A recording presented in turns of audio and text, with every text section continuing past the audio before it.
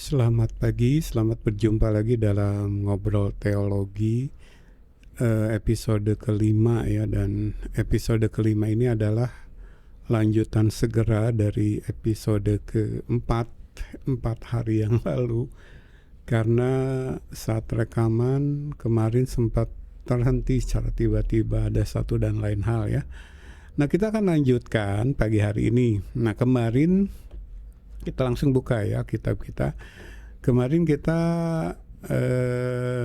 ada di Yesaya pasal 1 ayat 18 sampai 20 ya, dengan penekanan di ayat 18 di mana ungkapan di sana sudah merupakan ungkapan yang tidak asing bagi kita ya. Saya bacakan lagi, sekalipun dosamu merah seperti kirmizi akan menjadi putih seperti salju, sekalipun berwarna merah seperti kain kesumba akan menjadi putih seperti bulu domba ya. Dosa kita digambarkan merah seperti kirmizi, merah seperti kain kesumba. Ini yang kemarin dalam episode keempat saya katakan sebagai kondisi kita yang rendah serendah-rendahnya, dan ajakan Allah untuk marilah baiklah kita berperkara, atau dalam bahasa Inggrisnya dalam Alkitab versi NASB kita sudah baca let us reason together. Itu menjadi sesuatu yang menggambarkan betapa besar kasih Allah kepada kita, betapa rendah hati Allah yang tinggi, sangat tinggi di sana, mau duduk satu meja dalam ungkapan saya kemarin untuk mengadakan perjanjian ini. Nah, kemarin kita akan melihat satu ayat yang menggambarkan lebih jauh betapa dalamnya kita terkubur dalam dosa, dan Alkitab mengatakan sebagai mati di dalam dosa. Jadi kalau saya katakan rendah serendah-rendahnya, kita akan lihat dalam beberapa ayat gambarannya. Nah, yang pertama kemarin kita akan melihat Kejadian 6 ayat 5 ya. Kita akan buka sama-sama. Kejadian pasal yang ke-6 ayat yang ke-5 ya. Saya akan bacakan demikian firman Tuhan. Ketika dilihat Tuhan bahwa kejahatan manusia besar di bumi, dan bahwa segala kecenderungan hatinya selalu membuahkan kejahatan semata-mata, maka menyesallah Tuhan bahwa Ia telah menjadikan manusia di bumi, dan hal itu memilukan hatinya. Fokus ke ayat yang ke-6, dikatakan di sini Tuhan melihat bahwa kejahatan manusia besar di bumi, dan bahwa ini yang kita perhatikan baik-baik ya. Segala kecenderungan hatinya selalu membuahkan kejahatan semata-mata. Saya baca ulang ya, perhatikan baik-baik ungkapan ini.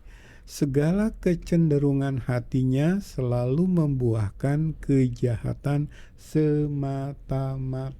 Itulah definisi dari mati di dalam dosa. Putus hubungan dengan Allah ya. Nah, kita ingat bahwa dalam perintah Allah kepada Adam dan Hawa di Taman Eden, untuk supaya Adam dan Hawa tidak memakan buah dari suatu pohon yang Dia larang untuk dimakan buahnya. Nah, Tuhan katakan, Tuhan memberikan peringatan bahwa jika kamu memakan buah dari satu pohon yang Aku larang kamu untuk memakannya, pada hari kamu memakannya, kamu akan mati. Begitu kan? Kata Allah kepada Adam dan Hawa. Dan sejak itu, sejak pelanggaran itu, sejak Adam dan Hawa melanggar larangan Allah dengan memakan buah dari satu pohon yang Allah larang, kejadianlah itu, tergenapilah itu. Manusia mengalami kematian. Kematian secara jasmani tentu saja, dan yang terpenting adalah kematian secara rohani.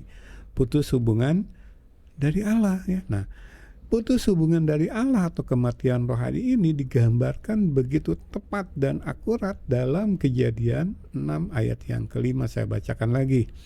Segala kecenderungan hatinya selalu membuahkan kejahatan semata-mata. Nah, kita akan menemukan lagi ungkapan mati di dalam dosa kalau kita buka perjanjian baru ya. Kita akan coba beralih ke perjanjian baru di mana ungkapan mati di dalam dosa itu begitu jelas dituliskan, menggambarkan kondisi kita dalam keberdosaan kita yang saya katakan tadi, rendah serendah-rendahnya. Kita akan buka surat Efesus ya. Surat Efesus pasal yang kedua. Perhatikan baik-baik, saya akan bacakan ayat pertama sampai ayat yang ketiga lebih dahulu ya. Demikian firman Tuhan. Kamu dahulu sudah mati karena pelanggaran-pelanggaran dan dosa-dosamu. Kamu hidup di dalamnya karena kamu mengikuti jalan dunia ini. Karena kamu menaati penguasa kerajaan angkasa, yaitu roh yang sekarang sedang bekerja di antara orang-orang durhaka. Sebenarnya dahulu kami semua juga terhitung di antara mereka ketika kami hidup di dalam hawa nafsu daging dan menuruti kehendak daging dan pikiran kami yang jahat. Pada dasarnya kami adalah orang-orang yang harus dimurkai sama seperti mereka yang lain. Sangat jelas ya. Jadi yang dikatakan dalam perjanjian lama Kejadian 6 ayat 5 tadi dikatakan kecenderungan hatinya tuh hanya menghasilkan kejahatan semata-mata. Itulah mati di dalam dosa. Dan Paulus menuliskan dalam Efesus pasal yang kedua ini, kamu dahulu sudah mati karena pelanggaran-pelanggaran dan dosa-dosamu. Bahkan Paulus mengakui bahwa dia dan tim penginjilannya pun dahulu ada masuk ke dalam kelompok orang tersebut yang mati di dalam dosa, sebelum kemudian bertobat masuk ke dalam iman Kristen yang benar. Jadi itulah kondisi kita rendah serendah-rendahnya. Tapi kalau kita balik ke ayat awal, betapa besar hati Allah, betapa begitu rendah hati Allah, mau duduk satu meja mengadakan perundingan dengan kita. Padahal posisi Allah tinggi setinggi-tingginya ya. Nah, ini digambarkan dalam surat Efesus pasal yang kedua ini mulai ayat yang keempat. Saya akan bacakan secara lengkap sampai ayat yang ke-10. Perhatikan baik-baik. Tetapi Allah yang kaya dengan rahmat, oleh karena kasih-Nya yang besar yang dilimpahkannya kepada kita, telah menghidupkan kita bersama-sama dengan Kristus, sekalipun kita telah mati oleh kesalahan-kesalahan kita. Oleh kasih karunia kamu diselamatkan, dan di dalam Kristus Yesus Ia telah membangkitkan kita juga dan memberikan tempat bersama-sama dengan Dia di sorga, supaya pada masa yang akan datang Ia menunjukkan kepada kita kekayaan kasih karunia-Nya yang berlimpah-limpah sesuai dengan kebaikan-Nya terhadap kita dalam Kristus Yesus. Sebab karena kasih karunia kamu diselamatkan oleh iman. Itu bukan hasil usahamu, tetapi pemberian Allah. Itu bukan hasil pekerjaanmu. Jangan ada orang yang memegahkan diri. Karena kita ini buatan Allah, diciptakan dalam Kristus Yesus untuk melakukan pekerjaan baik yang dipersiapkan Allah sebelumnya. Ia mau supaya kita hidup di dalamnya. Kita perhatikan ayat keempat sampai ayat yang ke-10 merupakan gambaran apa yang Allah lakukan dalam perjanjian itu. Nah, kita ingat baik-baik bahwa untuk masuk ke dalam perjanjian itu saja kita melihat satu ketidakseimbangan yang luar biasa. Sekali lagi, Allah yang begitu tinggi dengan kerendahan hati yang luar biasa mau duduk satu meja dengan kita yang begitu rendah, yang mati di dalam dosa. Dan dalam perjanjian itu, saya katakan kemarin, Allah yang membayar semuanya supaya kita dibangkitkan, supaya kita diselamatkan. Di sini dikatakan di dalam Kristus, ayat yang ke-6 ya, Ia telah membangkitkan kita juga dan memberikan tempat bersama-sama dengan Dia di sorga. Padahal seharusnya Allah tinggal ketok palu saja. Semua kita dari mati rohani menjadi mati kekal. binasa kekal, masuk ke dalam neraka. Itu konsekuensi dari pelanggaran kita. Apa yang dilakukan Adam dan Hawa di Taman Eden. Tapi Allah begitu mengasihi kita, Allah tidak mau itu terjadi. Maka dia dengan segala kerendahan hati masuk ke dalam satu perjanjian di mana dia membayar segalanya demi membangkitkan kita, menghidupkan kita, dan memberikan tempat bersama-sama dengan dia di sorga. Nah, kata membangkitkan ini atau dalam ayat yang kelima, menghidupkan kita bersama-sama dengan Kristus, itu lewat proses yang namanya kelahiran kembali. Dari yang tadinya mati, tidak ada kehidupan, muncul kehidupan baru. Kita tahu satu-satunya jalan adalah dilahirkan kembali. Saat kelahiran kembalilah muncul hidup yang baru. Kita yang lama, yang mati di dalam dosa, ditinggal. Tetapi kemudian bangkit bersama dengan Kristus, kita yang baru, manusia baru, ciptaan baru. Yang kemudian di dalam perjanjian itu kita akan mampu melakukan setiap hukum-hukum perjanjian dengan tekun, dengan setia, dengan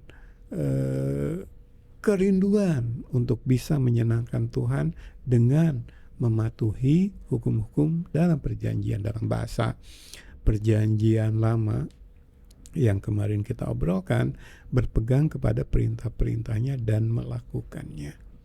Itulah kita dalam perjanjian, dan itu digambarkan di ayat yang ke-10. Karena kita ini buatan Allah, diciptakan dalam Kristus Yesus. Ini ya penciptaan manusia baru yang bangkit bersama dengan Kristus. Dan kalau kita ingat proses kelahiran kembali yang ditulis dalam Yesaya pasal 36, saat bangkit bersama Kristus menjadi ciptaan baru, manusia baru, kita memiliki hati yang baru, roh yang baru, lalu Roh Kudus diberikan Allah tinggal di dalam kita. Nah, gambarannya dituliskan di Efesus 2 ayat yang ke-10. Karena kita ini buatan Allah, diciptakan dalam Kristus Yesus untuk melakukan pekerjaan baik yang dipersiapkan Allah sebelumnya. Ia mau supaya kita hidup di dalamnya. Pekerjaan baik apa yang Allah sudah persiapkan untuk kita kerjakan ketika kita sudah ada dalam perjanjian itu? Nah, tentu saja yang utama adalah berpegang kepada hukum-hukumnya dan melakukannya dalam kehidupan kita. Ingat loh, kita dimampukan untuk melakukan itu. Coba ya, saya ingin tegaskan ini dengan kembali ke Yehezkiel pasal yang ke-36 mulai ayat yang ke-25 ya, tetapi saya akan bacakan ayat yang ke-27. Perhatikan baik-baik. Rohku akan kuberikan diam di dalam batinmu, dan aku akan membuat kamu hidup menurut segala ketetapanku dan tetap berpegang pada peraturanku dan melakukannya. Allah melakukan itu di dalam kita. Setelah Allah memberikan Roh Kudus tinggal di dalam kita. Perhatikan baik-baik kata ku di sini. Saya baca ulang ya. Rohku akan ku berikan diam di dalam batinmu, dan aku akan membuat kamu hidup menurut segala ketetapanku dan tetap berpegang pada peraturanku dan melakukannya. Dalam bahasa Efesus 2 ayat yang ke-10, karena kita ini buatan Allah, diciptakan dalam Kristus Yesus untuk melakukan pekerjaan baik yang dipersiapkan Allah sebelumnya. Ia mau supaya kita tinggal di dalamnya. Begitu jelas, begitu terang benderang. Jadi masuk ke dalam perjanjian ini diawali dengan kasih yang begitu luar biasa, pun dijalani dalam kasih yang luar biasa. Allah yang memampukan kita berpegang pada peraturan-peraturannya dan melakukannya. Ada Roh Kudus di dalam kita, ada kecintaan kepada firman Tuhan. Itulah yang kita alami sekarang dalam perjalanan kita menuju ke akhir dari perjanjian. Kita menanti-nantikan saat kedatangan Yesus yang kedua kali. Saat itulah kita akan dibangkitkan dari kematian, kalau kita mati lebih dahulu ya sebelum kedatangan Yesus. Lalu kita akan dibawa oleh Yesus ke rumah Bapa di sorga. Maka tujuan akhir dari perjanjian itu telah tercapai dan kita menanti-nantikan itu. Sementara menantikan akhir dari perjanjian itu, kita akan berpegang kepada hukum-hukumnya dan kita akan melakukannya dalam kehidupan kita. Tentu saja tidak akan sempurna. Sekali lagi, selalu saya tekankan, hanya ada satu manusia yang sempurna yang pernah hidup di muka bumi ini. Dialah Yesus sendiri. Sementara kita, murid-muridnya, pengikut-pengikutnya, kerinduan hati kita, kecenderungan hati kita, karena sudah diubahkan di dalam untuk berpegang kepada perintah-perintahnya dan melakukan. Sekali waktu gagal, itu karena kita masih hidup dalam tubuh lemah ini.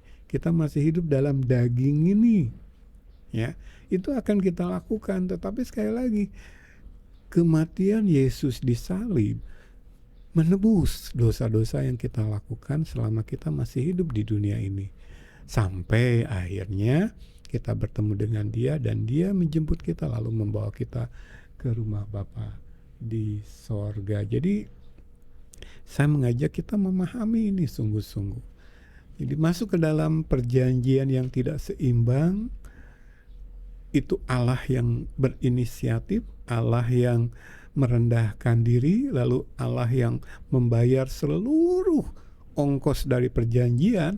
Bahkan setelah masuk ke dalam perjanjian pun, Dia memampukan kita berpegang pada hukum-hukumnya dan melakukannya dalam kehidupan kita.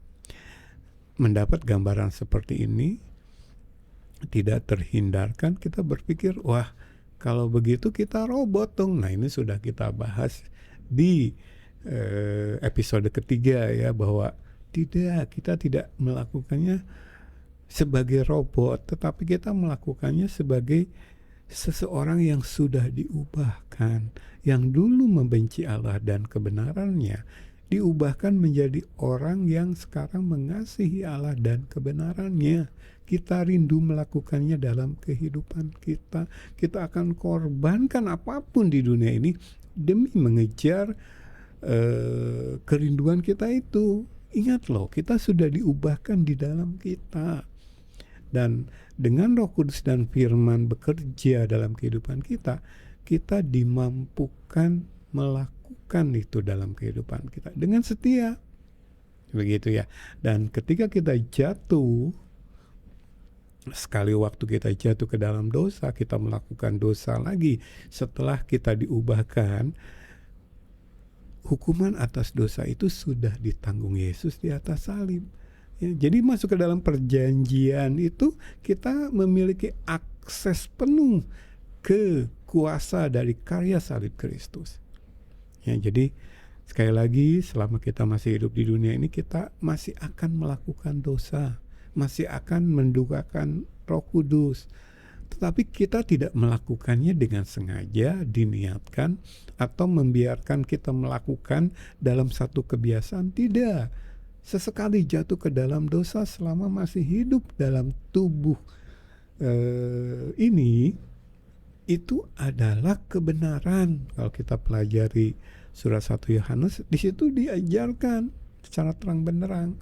Bahkan orang yang sudah mengalami kelahiran kembali, sudah ada di dalam perjanjian itu, masih melakukan dosa karena kita masih hidup di tubuh lama ini. Dalaman kita sudah dibaharui, ingat ya, hati baru, roh baru, Roh Kudus tinggal di dalam kita, tetapi tubuh ini masih tubuh lama.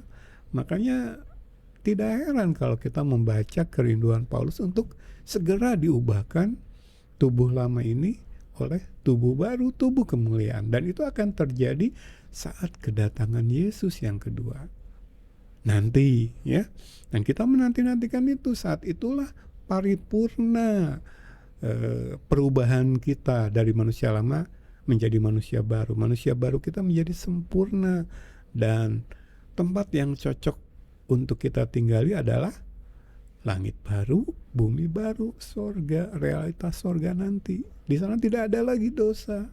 Jadi ini proses yang akan kita jalani, ya. Luar biasa kasih Allah. Sekali lagi, kemahakuasaan dan kedaulatan mutlak Allah dalam kekudusannya berlaku di sini. Allah yang melakukan semuanya, tapi kita bukan robot.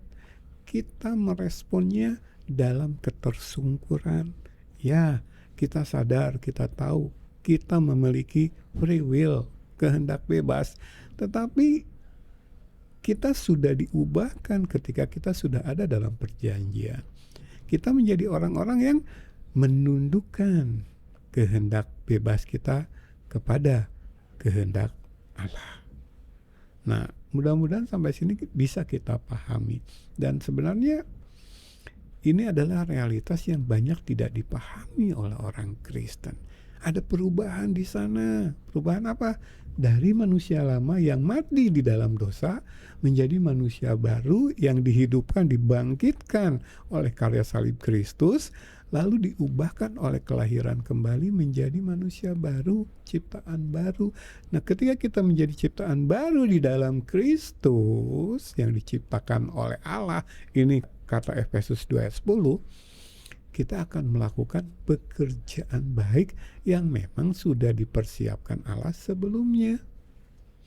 Itulah yang akan kita kerjakan dalam wujud manusia baru di dalam perjanjian itu. Maka kita akan dimampukan oleh Allah dalam ketersungkuran kita untuk melakukan semua hukum-hukum dalam perjanjian, dan kita akan mengakhiri perjanjian itu dalam satu keberhasilan untuk kemudian memperoleh hasil akhir dari perjanjian itu. Ini masuk ke dalam tempat di sorga yang memang sudah Allah sediakan, dan dalam semua itu Allah yang melakukannya, dan kita mematuhi atau tunduk sepenuhnya dalam ketersungkuran kita, ya. Jadi